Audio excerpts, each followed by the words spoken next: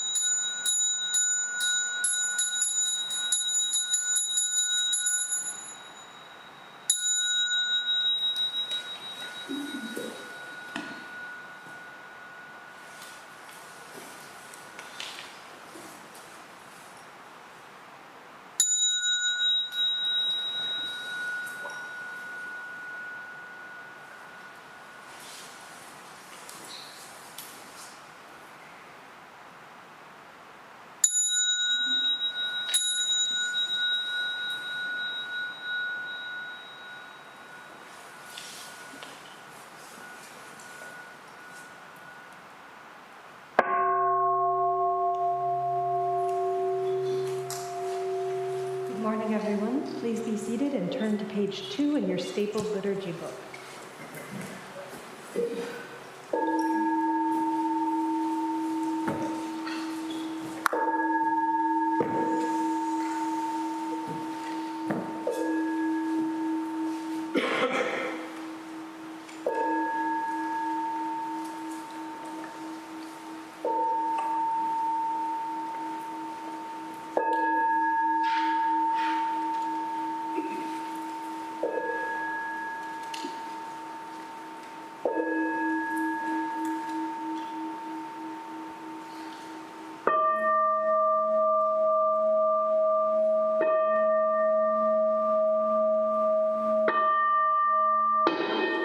Gata of Atonement, all evil karma ever committed by me since of old on account of my beginningless greed, anger, and ignorance, born of my body, mouth, and thought. Now I atone for it all evil karma ever committed by me since of old on account of my beginningless greed, anger, and ignorance, born of my body, mouth, and thought. Now I atone for it all evil karma ever committed by me since of old on account of my beginningless greed, anger, and ignorance, born of my body, mouth, and thought. Now I atone for it all.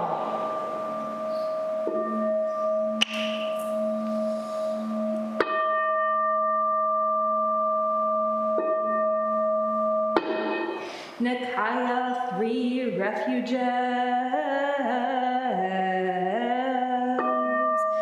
Buddham Saranam Gacchami. Buddham Saranam Gacchami. Dhammam Saranam Gacchami.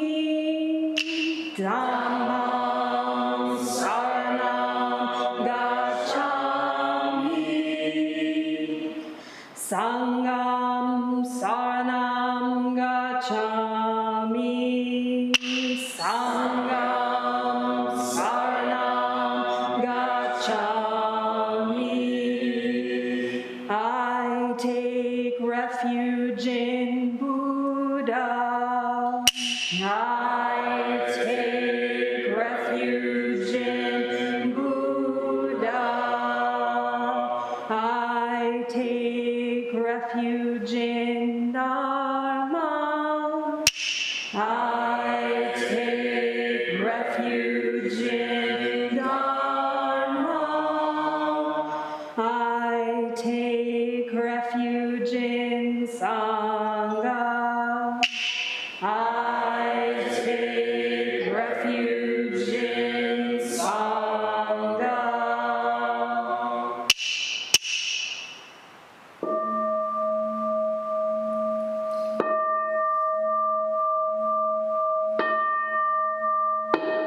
The 5 remembrances. I am of the nature to grow old. There is no way to escape growing old. I am of the nature to have ill health. There is no way to escape having ill health. I am of the nature to die. There is no way to escape death. All that is dear to me and everyone I love are of the nature of change. There is no way to escape being separated from them. My deeds are my closest companions. I am the beneficiary of my deeds. My deeds are the ground on which I stand. I am of the nature to grow old. There is no way to escape growing old. I am of the nature to have ill health. There is no way to escape having ill health. I am of the nature to die. There is no way to escape death. All that is dear to me and everyone I love are of the nature of change. There is no way to escape being separated from them. My deeds are my closest companions. I am the beneficiary of my deeds. My deeds are the ground on which I stand. I am of the nature to grow old. There is no way to escape growing old. I am of the nature to have ill health. There is no way to escape having ill health. I am of the nature to die. There is no way to escape death. All that is dear to me and everyone I love are of the nature of change. There is no way to escape being separated from them. My deeds are my closest companions. I am the beneficiary of my deeds. My deeds are the ground on which I stand.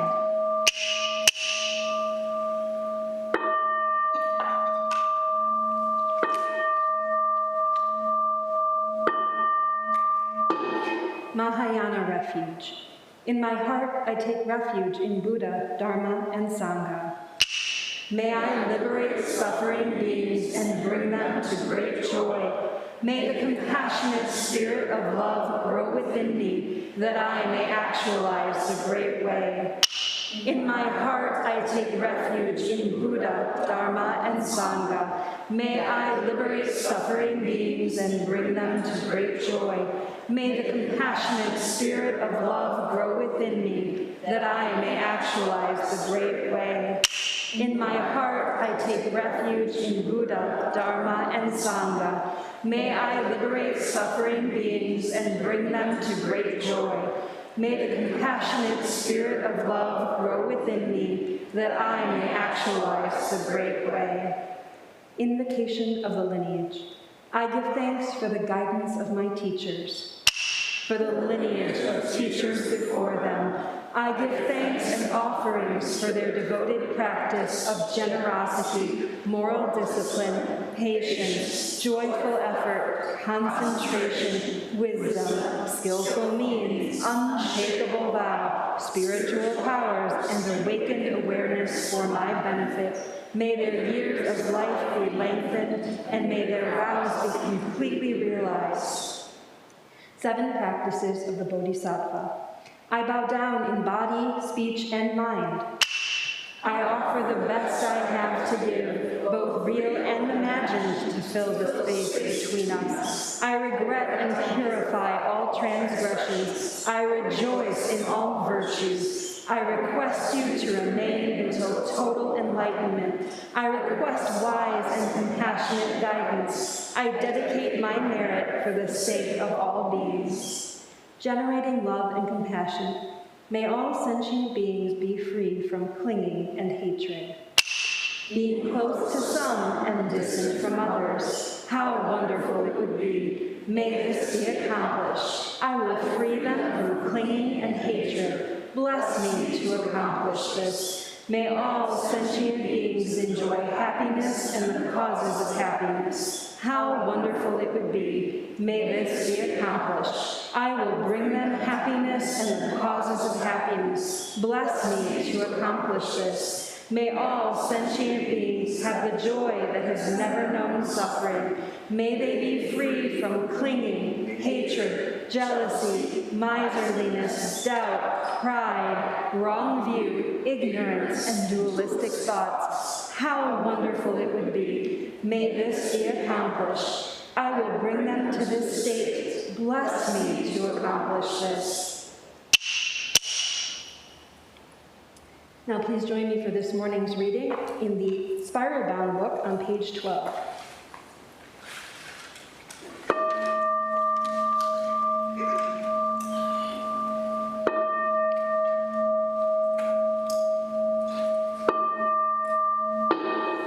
Bodhisattva's vow. I am only a simple disciple, but I offer these respectful words.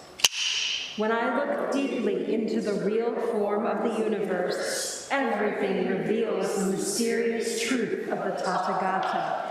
This truth never fails. In every moment and every place, things can't help but shine with this light. Realizing this, our ancestors gave reverent care to animals, birds, and all beings. Realizing this, we ourselves know that our daily food, clothing, and shelter are the warm body and beating heart of the Buddha. How can we be ungrateful to anyone or anything? Even though someone may be a fool, we can be compassionate. If someone turns against us, speaking ill of us and treating us bitterly, it's best to bow down. This is the Buddha appearing to us, finding ways to free us from our own attachments, the very ones that have made us suffer again and again and again. Now on each flash of thought, a lotus flower blooms, and on each flower, a Buddha. The light of the Tathagata appears before us, soaking into our feet. May we share this mind with all beings, so that we and the world together may grow in wisdom. Please stand for the Heart Sutra on page 4 in the stapled liturgy book.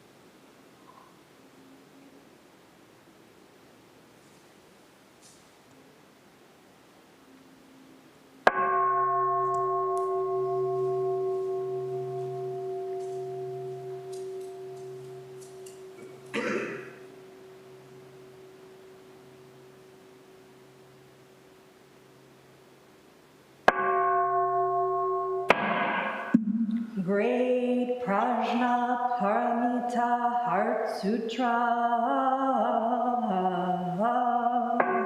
Avalokiteshvara Bodhisattva practicing deep Prajna Paramita clearly saw that all 5 skandhas transforming all suffering and distress. Shariputra form is no other than emptiness, emptiness, no other than form. Form is exactly emptiness, emptiness, exactly form. Sensation, perception, mental reaction, consciousness are also like this. Shariputra, all things are essentially empty, not born, not destroyed.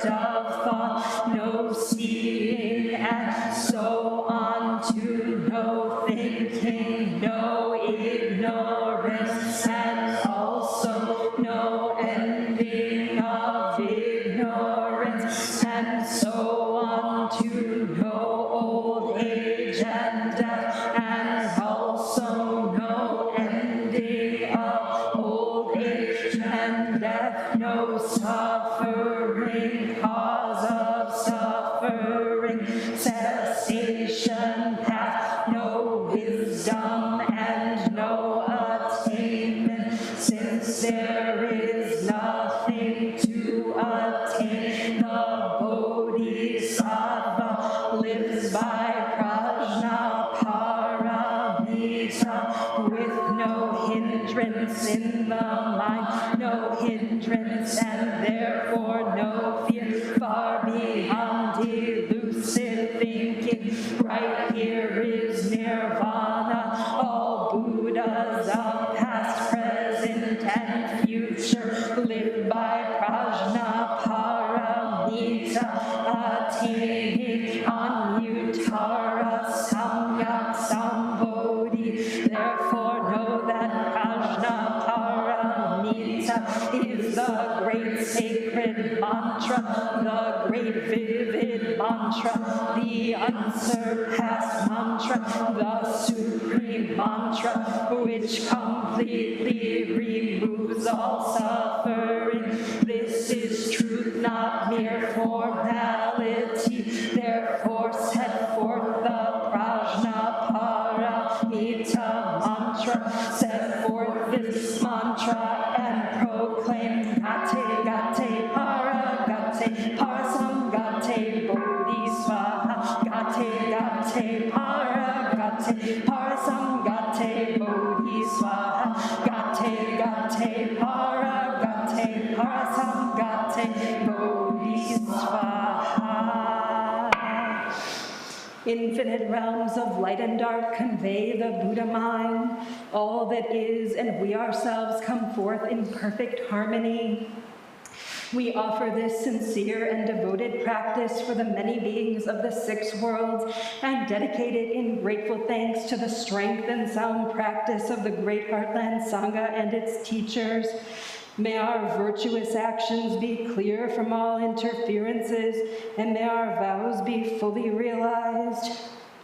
We especially dedicate these merits to the Petrie family, Aunt Sharon, Dwayne Jr. and Dwayne Sr., as well as to the burning planet and all those suffering from fire, heat waves, drought, crop failure, thirst, hunger, and war. May we live in perfect peace with Buddha Dharma, and may we realize the Buddha way together.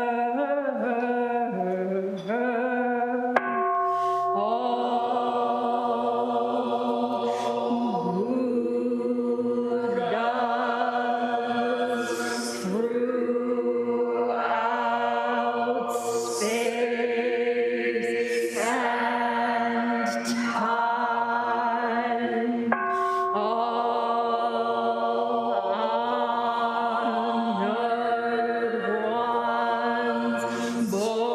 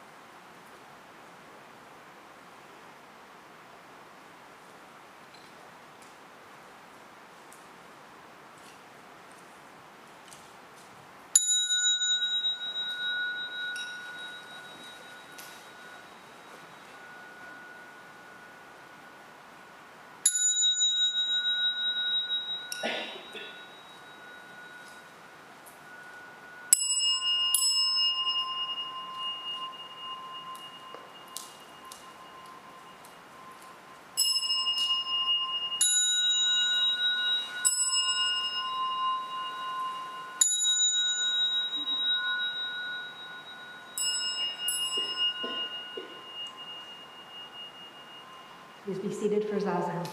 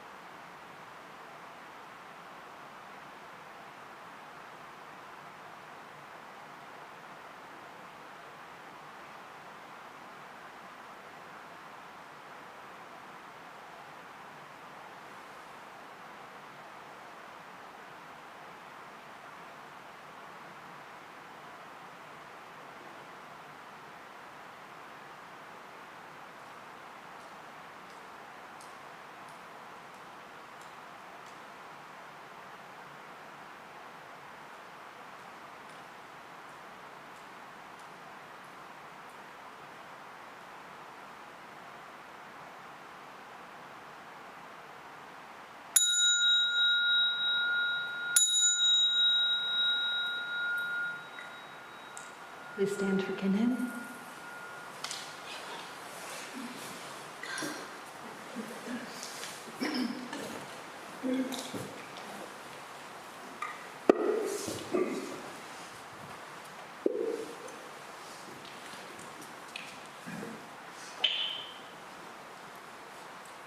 The sign of the clappers, first and third rows will turn to your right, second and fourth rows will turn to your left.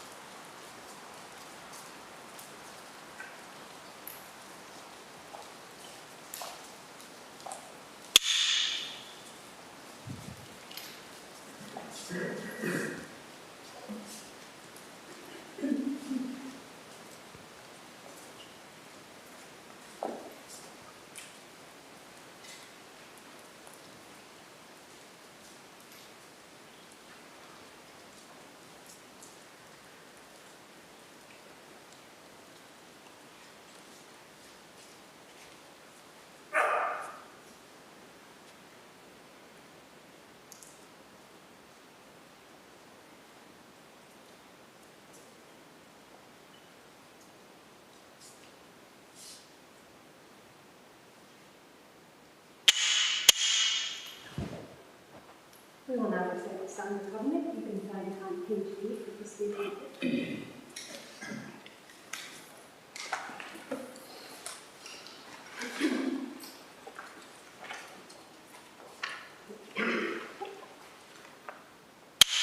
We, the Daishin Kokuji Sangha, with respect for the worth and dignity of each person, with wonder and wisdom and compassion we seek to cultivate by practice, and with deep gratitude for the teachers of this lineage and our connection to one another, covenant to support each other by upholding the precepts of doing no harm, practicing good, and actualizing good for others.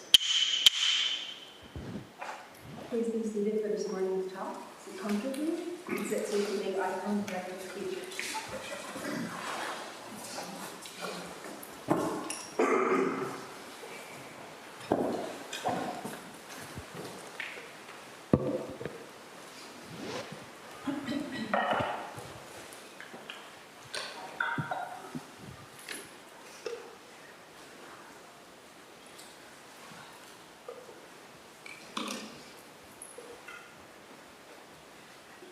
Of course, it's possible to recite the God's law in your sutra, which you can also find that page.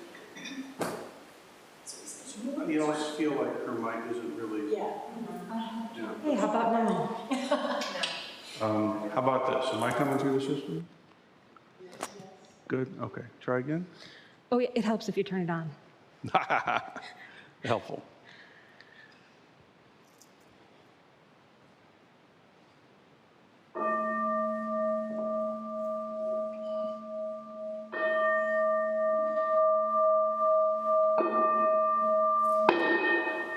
Gata on opening the sutra.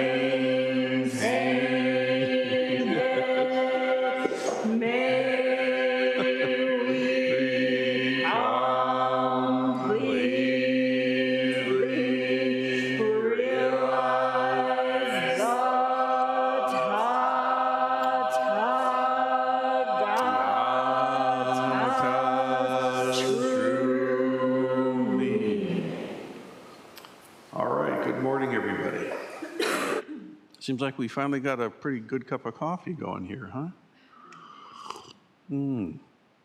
That's very nice. Yeah.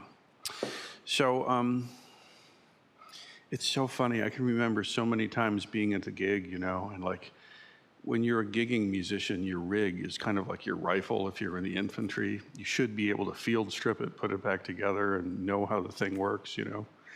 And of course, you do. And then, you know, I'm at the gig and no sound. Like it's just not working. And like you go through it's a very sophisticated flow chain of probable causes for this disruption, you know. This. There's so many times when the amp isn't turned on or, you know, and the bane of playing an electric instrument is the volume can be off and all these kinds of funny things. So, yeah, that's how it is, isn't it? So we had a wonderful expression last night of our talent and no talent show, a Sangha Arts Night. Show your no talent, you know. And gosh, it was just so fun, wasn't it? I mean, for those who had the opportunity to participate, to see so much visual art. We have so many talented folks in the Sangha and performing arts of varying kinds. I don't know what to call Secho's thing. But it was certainly entertaining and seems to suit him quite well, And then, of course, the musical folk. And particularly a shout out to those revisions, new lyrics to familiar tunes. They're hilarious. Thank you so much for that. Today, however, we wanted to make a little space, really, for those who participated in the teachings retreat to perhaps share a point or two that is stuck with them as being particularly helpful or relevant or memorable. For those who may not know, in our tradition, we have the transmission from the Soto line from Dogen, and this is where we receive our precepts and our ordination track, and the liturgy and the ritual largely that we do comes from our Soto way, and of course the practice of shikantaza, expressing awakened mind by just being. Very subtle practice. But we also have the Rinzai transmission from Hakuin, and this is the koan practice that we do, and it's various cullings and reformings, but this clear Rinzai come to awakening with koan. This comes to us from the Rinzai transmission. So we have Denkai and Denbo for the Soto and Inka Shomei for the Rinzai. But significantly, and I would say there's a number of Zen communities in North America that hold both of those together. Not as many as I would like, but some others. However, one feature that I think is, to my knowledge, unique is that we also have transmission from the Gelugpa lineage in Tibetan Buddhism, which is a close sibling in the Mahayana way, and particularly this teaching called Stages of the Path, or in Tibetan pronounced Lam Rim. And this comes to us from Tsongkhapa, the Agelic Rinpoche. And what Tsongkhapa did is he took all the sutras that had been accruing in Tibet and said, we need to make some decisions here. How do we organize this so that it's accessible and makes sense? Rather piecemeal back in the day, right? And so he took sutras that would be common to all Mahayana practitioners and picked out bits and pieces and organized them in a way that is incredibly helpful. It's kind of a logical Buddhist system of thought that kind of helps us frame ourselves correctly. And so that is the transmission piece that we focused on in the teachings retreat, okay? So it took us, 3 days to get through the pre-preliminaries, and then a day to wade through most of the preliminaries, and then what was left, we were able to get to some of the actual liturgy that we shared together. But if you were able to participate in any bit of the teachings retreat, either in person or online, could I see a gasho, just to have a sense? Oh, quite a few of us, beautiful. And so there's an invitation, but not a requirement, but nearly a requirement to think of, I don't know, a moment or two or a teaching or two or something that is worth sharing in your voice to the Sangha. And now what we can do is we have the microphone. Is that working? That's good. And we can just sort of pass the mic around. And in our tradition, as most everyone knows, we say our name, give it a minute or two or three, and then I have spoken, and then we all make a gasho and reply. So, please. Oh, I wasn't ready. I was just turning it on because the mic was sitting at my seat, Roshi. I was looking around. Does anyone else want to talk? Yeah, we could just pass down the line. Welcome to Zen training. My name is Jigen, and I was able to come on Tuesday. And something that has just been sticking with me since then, all week long, I just keep kind of revisiting this idea, the story that Roshi shared of the Buddha being he was very encouraging of confusion. And he said confusion is good. That means you're engaging with the teachings. And it just has brought to mind a lot of situations in society right now where people aren't questioning things, or they're questioning things but not with the right intentions. And this idea of sort of celebrating confusion and really trying to work with a koan and wrestling with it has stuck with me all week, that it's not just blind faith in Zen Buddhism. We are here to really digest all of these things ourselves. And in me asking a confusing question to Roshi as a part of that story, he talked about how the difference between stages and states. And so you might encourage the same state or the same situation at different times in your training, but the stage that you're in is different. So you're sort of leveling up and you're encountering the same situation, the same state of being, but you are different. And so you are wielding it in a different way. And that's really been powerful for me this week as well. Thank you for your teaching. I've spoken.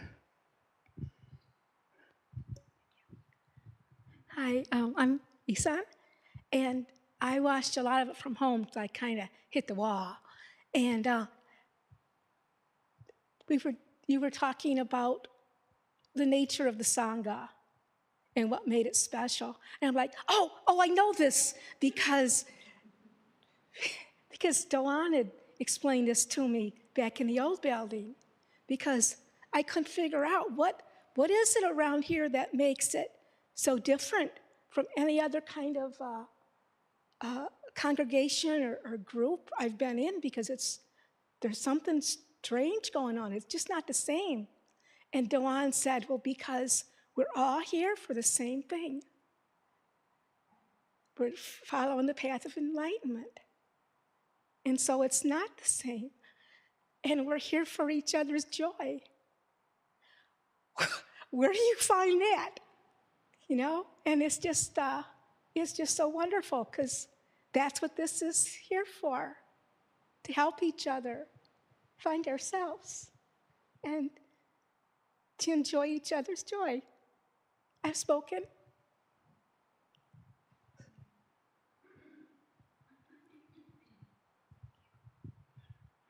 Hi, I'm Lisa. I didn't get to participate while it was going on, but I watched it after the videos were out this week. And I can't comment on anything in particular because I'm just my mind's just gone. But it was very nourishing, and I was really appreciative that it was there and available to take part of in some sort of way. And something about it, the whole thing, just made me not so scared of koans eventually someday. Because when I first started on this trip, I was like, man, I don't know about this, because that koan stuff is ridiculous. And, I'm just like, I just don't want to think about that stuff that hard. And I don't know, that's just kind of how I felt about it. But it's, kind of feeling not so like, all right, that's terrible over there. It's like, I don't know what it is. Something's there. Some little tiny drop is going, it's not that bad, just keep going. So anyway, I really appreciated everyone that shared, and it was incredible, and I hope to be able to participate more often and things like that when I have more space and availability, and I have spoken. Just a quick comment. The koans are ridiculous, and you really don't have to know all about them, and it's good not to think about it too much. So you're on the right line.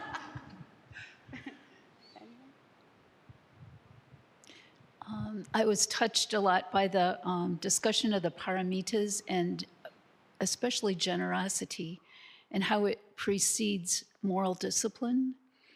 And basically, the whole idea of being generous, to me, means actually giving each person the benefit of the doubt always, and never crystallizing that person in your mind, and crystallizing any impression that you have of that person, because you know that they're right there on the pivot point of changing or suffering, or each person has their own light inside, and if you always give them the benefit of the doubt, it'll shine. So that was what I took away from it, mostly the discussion of the paramitas. I have spoken. Hi, I'm Liz, and I got to come some of every day and most of Friday, I think. Wow, there's so many things, you guys. Oh my gosh. This, first of all, the sheer stamina of the teachers to teach us all that stuff so fast. Some things I got were early on, I was very surprised and pleased and benefited greatly from learning how to listen. That was wonderful. Something that I've been carrying into my everyday practice of life is attention to the beginning and the middle and the end of things. The sort of the sacredness of this process. Another cool idea was that our life is like a candle flame, continuous but always different from 1 minute to the next. And oh wow, and the mandala is 3D. It's for a person who likes the visual arts. I did not know that. It's not just a pretty like radial 2D pattern, it's a representation of 3D. But that's like, oh, there's so many things. And there was great discussion on karma. If you get a chance and you have not looked at this, go back and look at it by all means. It's just amazing. And I think that was on day 3, maybe? Was it 3? So I'll pass now. Thank you. I wasn't there. Yeah.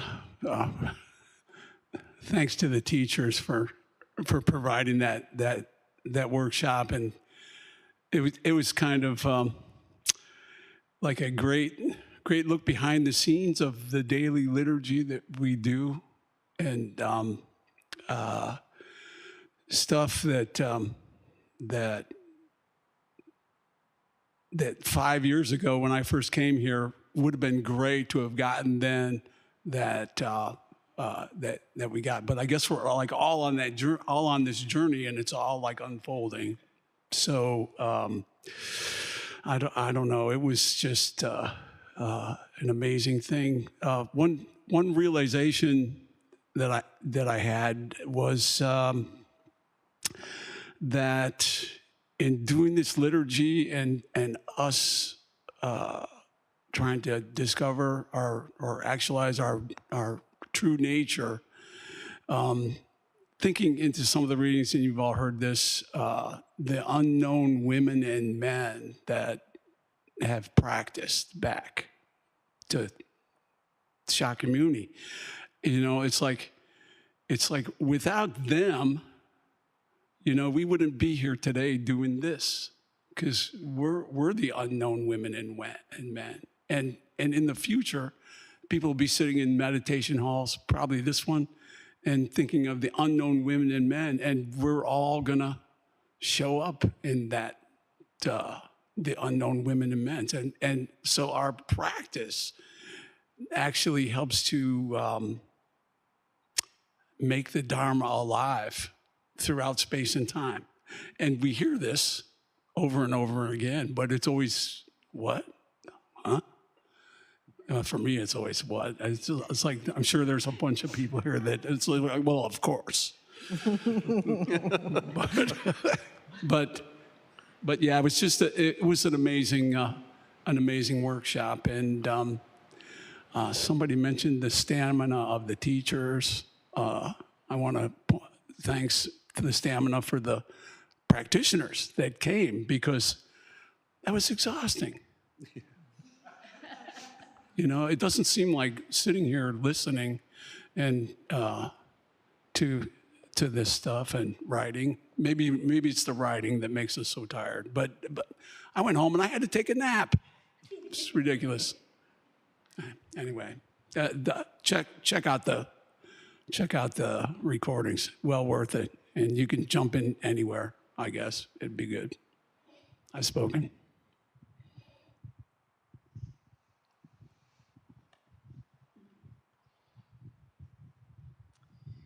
My name is Yucho, and I had the good fortune to have the entire week off, owing to my boss being angry at somebody for scheduling something during the week. So I caught her at just the right time. She said, sure, take that week off. So lucky I was to be here.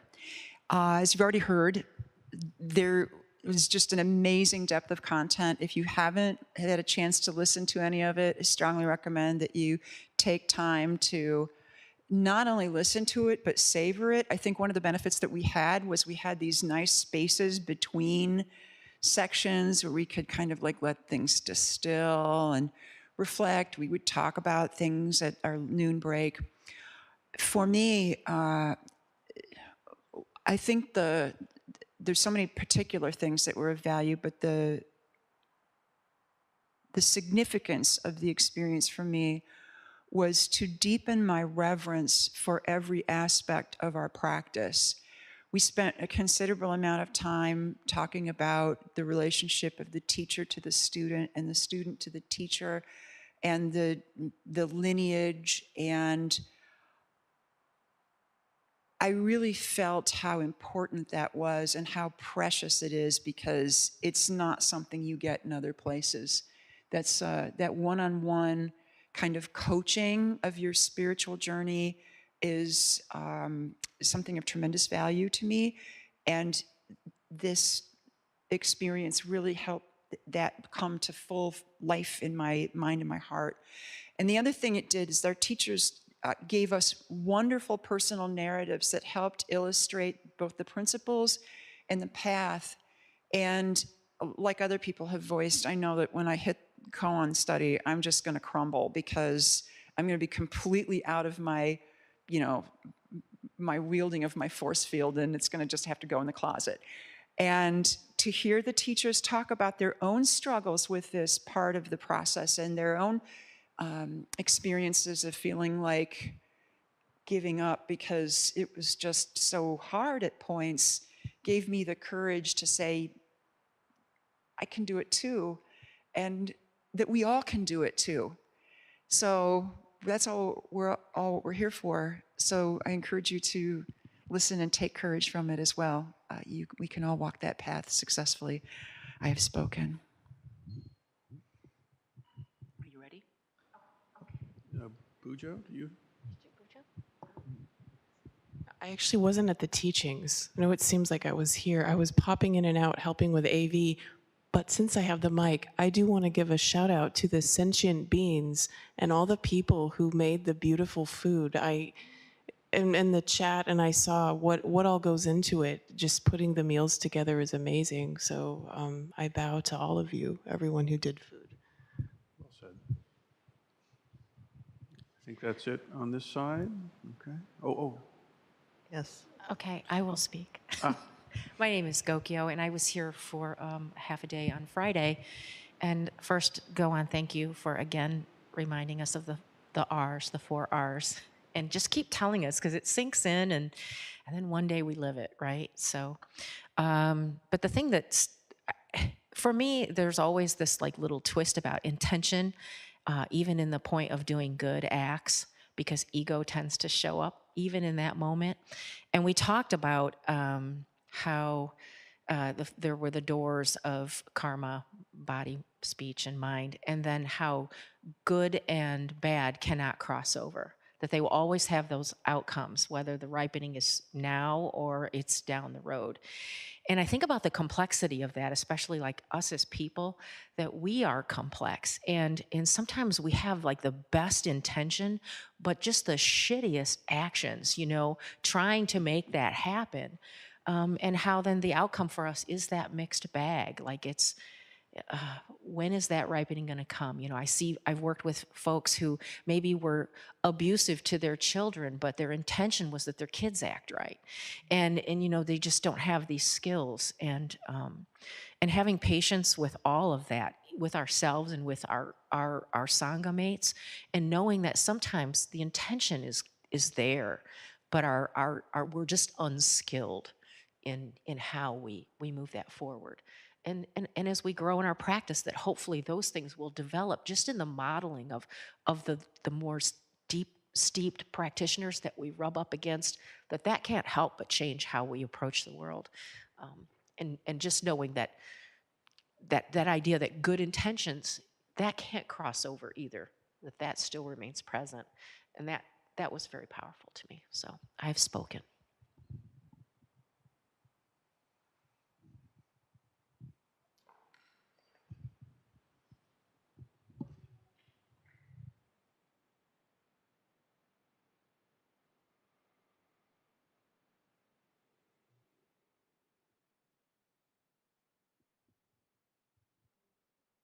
I'll start the train, the zigzag over here. Hopefully you'll bear with me for a real short story. My experience was a lot like my vacation to Sedona a while back, and my cousin and I, we met up with a friend that he went to school with, and we got out to Arizona, young men finally starting our career, and it was this really freeing experience. You know, my practice was growing at the time, and it was this amazing experience. Anyways, we climbed this mountain called Bear Mountain out there. And from the parking lot, you look up, and it's a tall plateau. But you're like, oh, that's easy. We'll be done in a half hour. And you get up to that first peak, and you look, and there's another one. And then there's a dip in between each peak, and you go down, and you go back up to the next peak, and shit, there's another one. You go up and down like this. I think we went 4 or 5 peaks, various back channels, and felt like this. Realizing that this is just a constant re-engagement with our lives and with our practice, with humility, respect, self-love, you name it. Just keep re-engaging with our lives and turning inward and trying to figure this out. And eventually we'll get to come back down that mountain with ease and encourage others on our way down, I suppose, maybe, but we'll see when we get there. But this constant re-engagement with maturity was my big takeaway. I've spoken.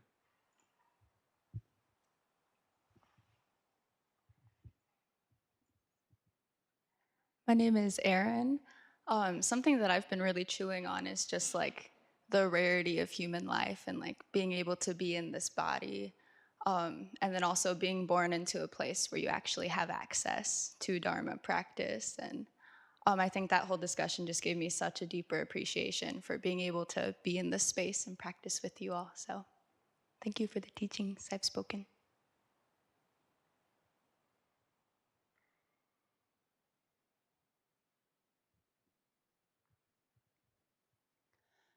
My name is Kensei. And first, thank you so much for the teachings. It was very comprehensive feeling, even though we didn't finish our goal. But if you haven't had a chance to go, and I would just encourage you to do your best to arrange your schedule so that you could, because it's a really wonderful opportunity. The liturgy this morning felt so rich to me and had such a, I mean, it had felt rich before and like it had depth. And then today there was even more in there. And I really appreciate that.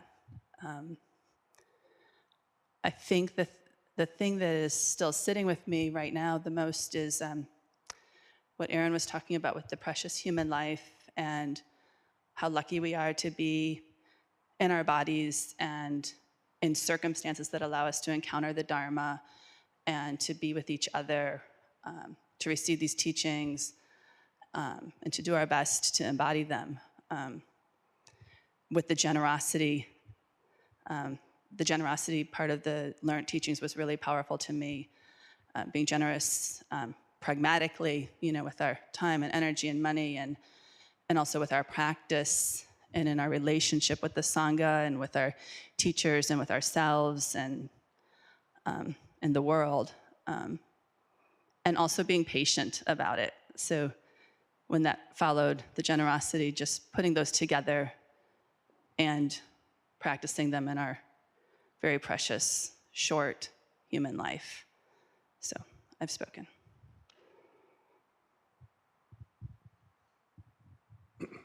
Hi, Menmei. I was able to participate in almost the entire thing, split down the middle between being in person and being a Zoom person, being a little box on the screen. One of the things that kind of sticks with me is from 2 different days, like kind of pulling them together. Early on, we talked about the qualities of a student. And one of the qualities of a student is being accepting things as they come and, being accepting. And in my mind, probably maybe childhood conditioning, that to me kind of means shut up about it. Like if you're being accepting, be quiet about it. But then later in the week, we were talking about generosity, and we were talking about all these different examples of what generosity means, what it looks like, and how it shows up.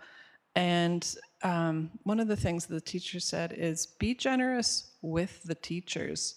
If you feel there's been a misstep in something in the Sangha, speak up about it, share it. Don't just, keep it to yourself. Be generous with that, and allow the sharing to happen. And so I love that kind of seeming contrast, but just kind of holding both at the same time. I've spoken.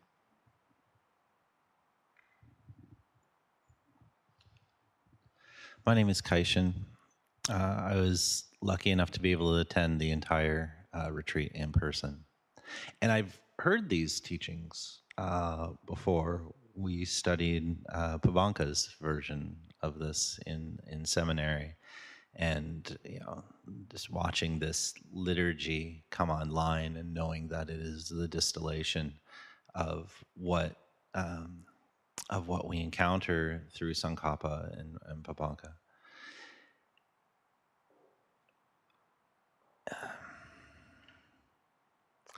I'm having a very difficult time picking that one thing that kind of stood out. The week has been like sinking into warm sand, and the same feeling emerged in doing the liturgy today, with with the structure of the way that the week went. That the daily liturgy wasn't a part of the morning practice, but we were doing it really deep and really specifically in the retreat. And it was just very, very powerful. And having, received it in sit-around group discussion over long periods of time, and having watched these videos from previous years teaching retreats and things before, I have to give just the most indescribable ringing endorsement for coming for any portion of these retreats in person, if you can. Sensei said at the beginning that this is ear-whispered teaching, and there is something very different about encountering it this way, as opposed to finding it by pulling a book from the library shelf. And I think that's it's very similar to the difference between knowing something and manifesting something. And so I look forward to trying to manifest this. So thank you for those teachings. I have spoken. My name is Shokai, and I was lucky enough to be here for the full week also. I have to echo what you just said about your personal narratives, that it's really easy to think of these as esoteric, I should attain teachings, but you make yourself so vulnerable with those personal stories that it just is a constant reminder, I'm walking this path like in the muck of my own life. And how is it going to manifest in this situation? And I think related to that is this cognitive framework. I'm so grateful for this analytic approach. I know I'm way too attached to it. I do realize that. But it's, when I first came to Zen, and there's that Bodhidharma definition, like outside of scriptures, without dependence on words and letters. And I love words and letters. Where was I going with this? Ran out of words? But it's in going deep in this analytic approach that you see all the different facets of the teachings come together. It feels like connecting the dots. So like you can actually see how layered it actually is, which is really useful. And to do that in an embodied, conversational way, like it allays my tendency just to intellectualize it, that this is actually realizing the path. So thank you so much. I've spoken. Suju, did you want to make a comment?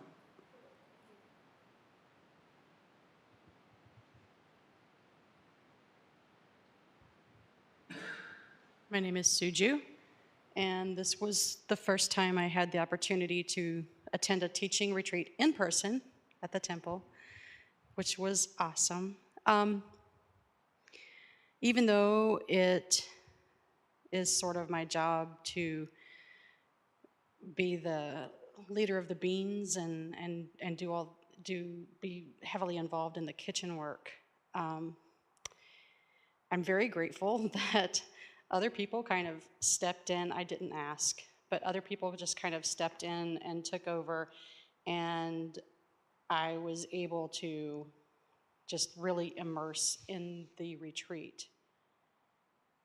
That was so valuable. And, I did something that I rarely do. I sat right in front and just felt that I was able to engage in, body, speech, and mind, and I was having flashbacks to being in school and being the annoying student pelting the teacher with questions and, basically being told, shut up, except our teachers don't do that. They're warm-hearted and they welcome questions and they engage. And the whole experience was a very deep teaching to me. I'm very grateful. Thank you so much.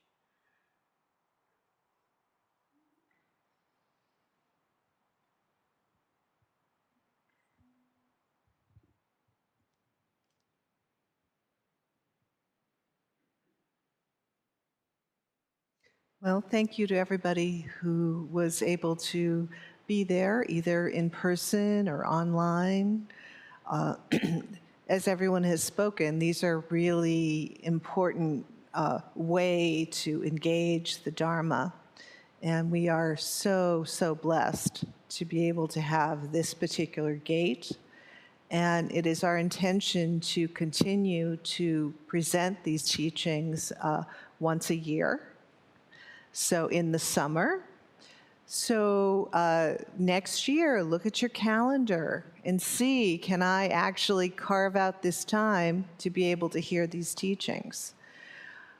Everybody in the Sangha should go through these teachings, hopefully in person, at least once during the course of their life in the Sangha. That is our wish and our hope, and may it be so. I guess I'll just close it by saying a thank you to Gelik Rinpoche for his willingness. Perhaps it's difficult to appreciate how bizarre it is to have a Zen master go to a Tibetan Lama, Rinpoche, a Tulku. He's right, and then for Rinpoche to say, "Oh, wonderful, come, please sit next to me," and I'm okay, and Dawn and I are up there on that dais, whatever, the Tibetan way, and he's letting these teachings happen, and we could see right away the value of them.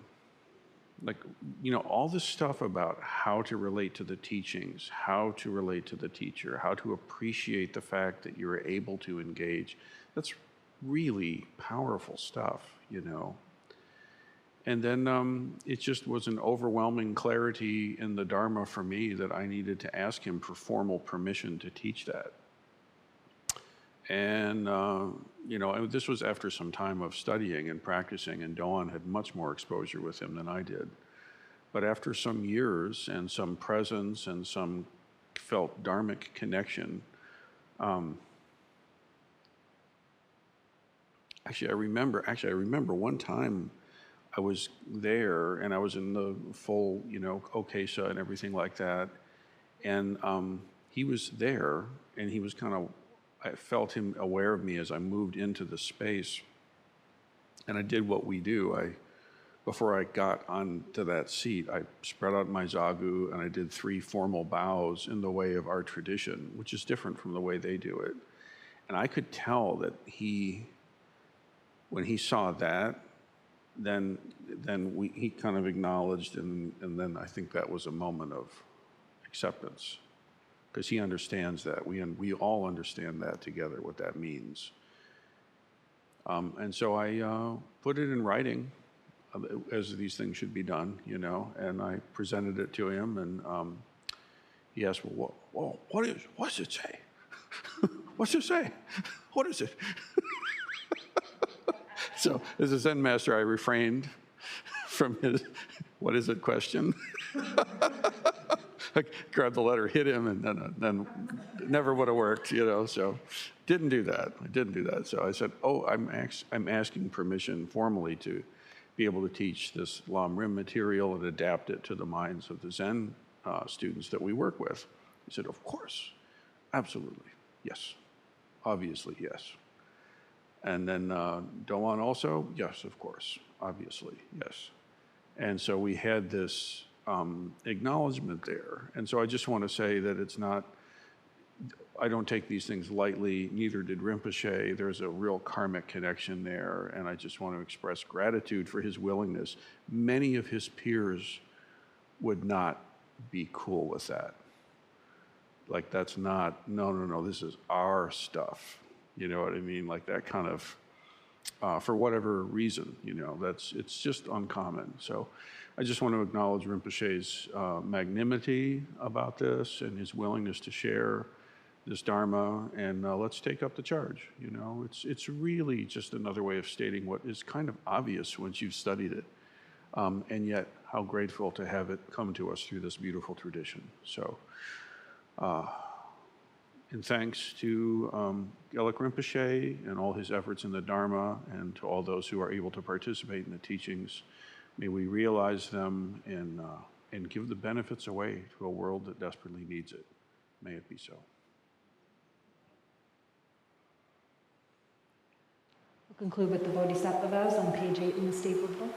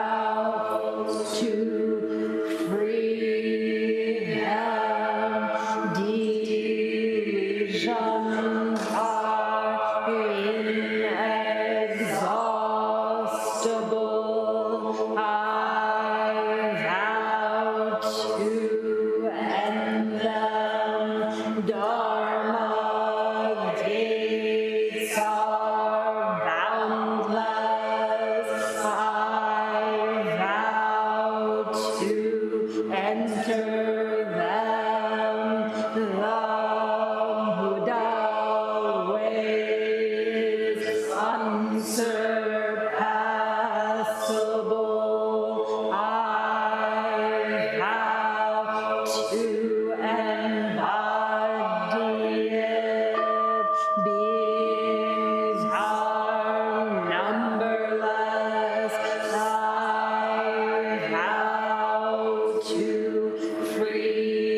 them, divisions are inexhaustible.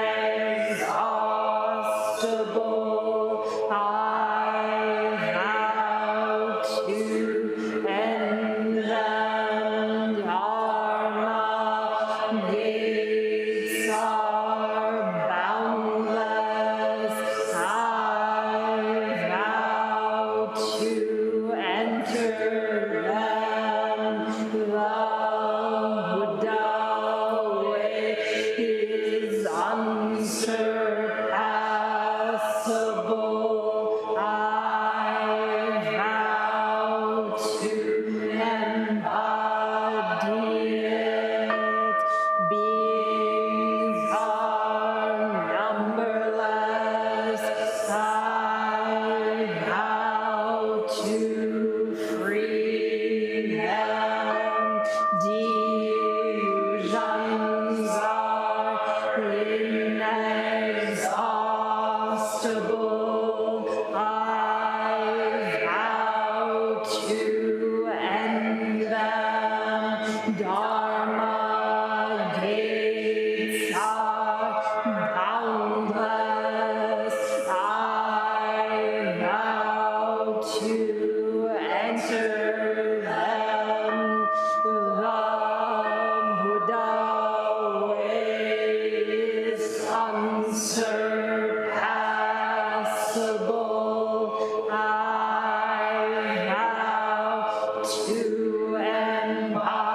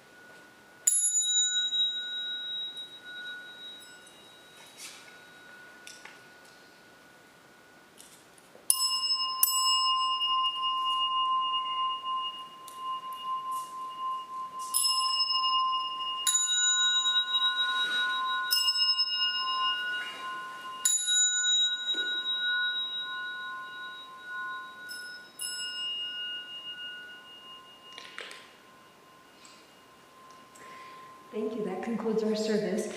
Do we have any announcements? If so, come on up, but I'm going to make one first. Next Sunday, I hope everybody knows, it's a big day. Brother Secho of the parkour or whatever it was last night is going to be ordained priest, person of clouds and water, next Sunday at 11 a.m. And we hope everyone will be there, everyone watching online, everyone here in person. And we also are looking for some help. 10 a.m. next Saturday, we're going to get the place set up for the ordination, and that involves moving a lot of furniture and chairs and things. So we'd love anyone who's able to carry stuff to come and help us out. There'll be a rehearsal later in the day for people who are on the liturgy crew. Eugen has been in touch with you, but if you have any questions about that and what time it is, it's on Saturday. So 10 a.m., anyone who can help, please help.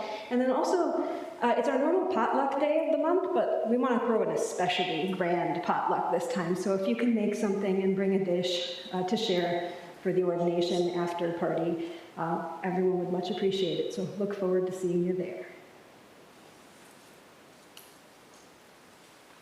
This is something very kind of off the cuff and informal. I'm here for the next month, and this Friday afternoon at 1 o'clock, I'm going to be putting on my hiking shoes and grabbing some trash bags and walking the canyon trails with the intention of cleaning them.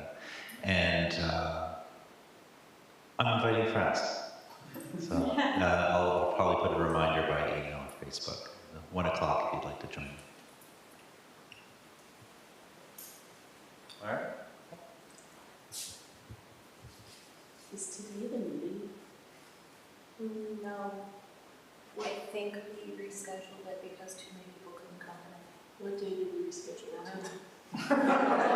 Not today, so we'll have to just have it go on. The meeting is not today. I think that's about Dharma school.